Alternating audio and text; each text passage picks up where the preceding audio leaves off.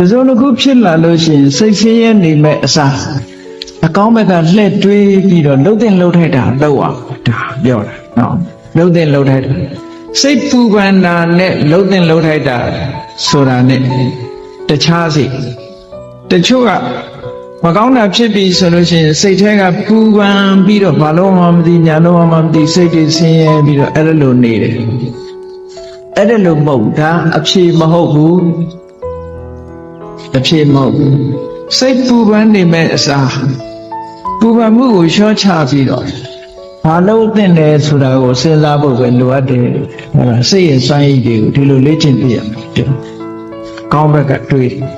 အရာရာမှာအကုန်လုံးအကောင်းဘက်ကတွေးရမှလားလို့ဆိုဒီလိုတော့မဟုတ်ပါဘူးမှန်ကန်တဲ့ဘက်ကအကောင်းဘက်ကစဉ်းစားနိုင်တတ်ရမယ်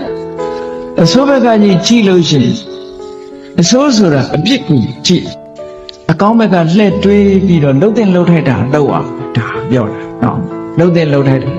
စိတ်ပူပန်တာနဲ့လှုပ်တဲ့လှုပ်ထိုက်တာဆိုတာနဲ့တခြားစီ